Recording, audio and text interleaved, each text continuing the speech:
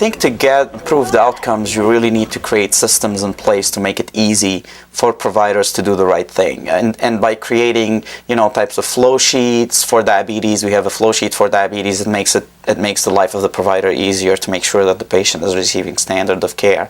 We've done the same thing with asthma by implementing our asthma action plan and the chart. And then really we worked individually with those patients and get them standard of care.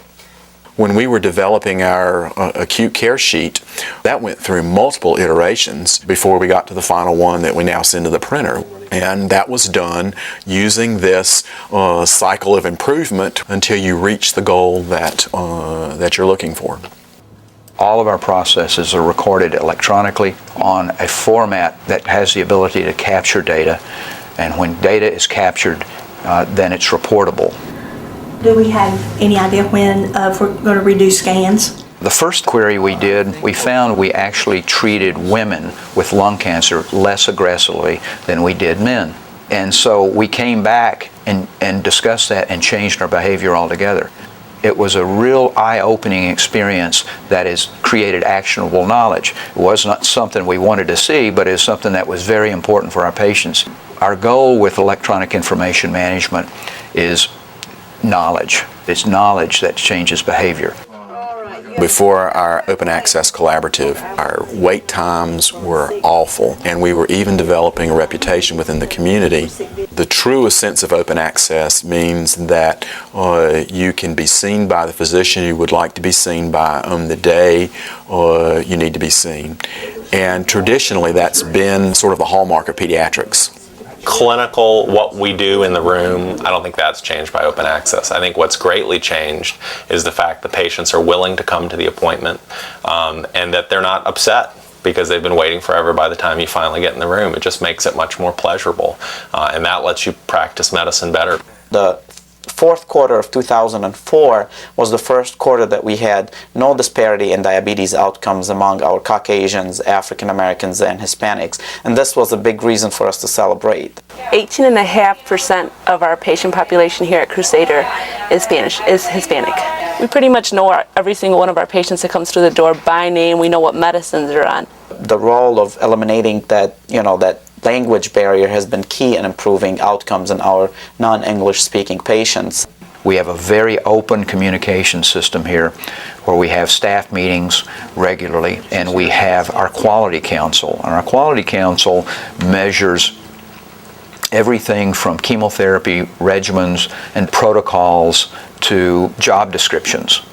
We have a representative from a lot of the different disciplines within our own practice, and we get together and talk about issues that affect patient care, and we talk about issues from the standpoint of trying always to do it better the next time.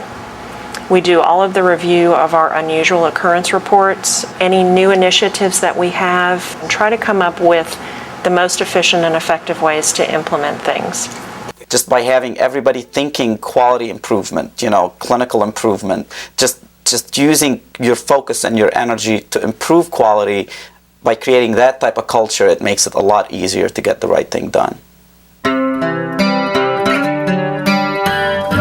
We took our cycle time from an average of 80 minutes, and that's average, and that's not something that you'd be very proud to put out there, but we took it from 80 minutes down to just over 30 minutes.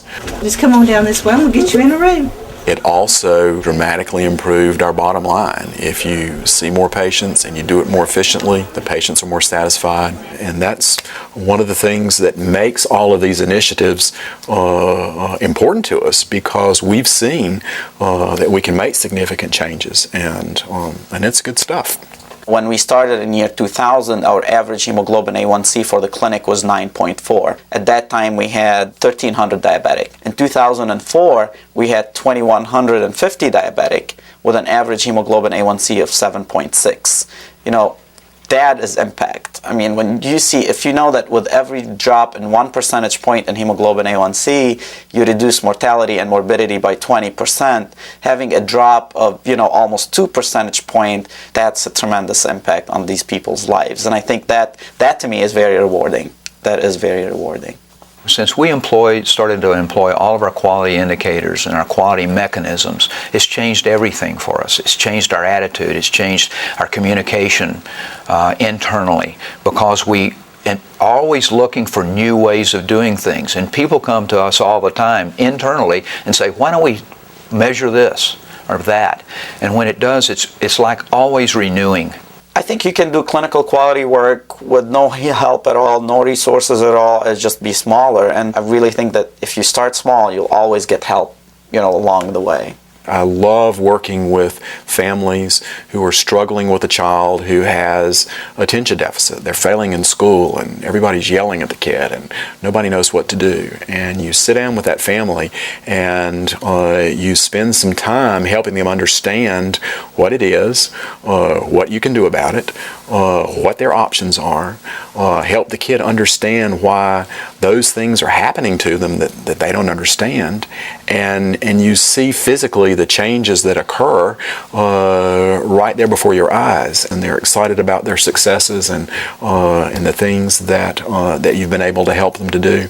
It doesn't get any better than that. This is the best of all times for me, because I know I'm doing something that's meaningful. I know I'm doing something that's measurable. We can make a change in our own practice, how we practice personally, every day in the quality of our care that we give our patients. It changes our lives. It does get us up in the morning.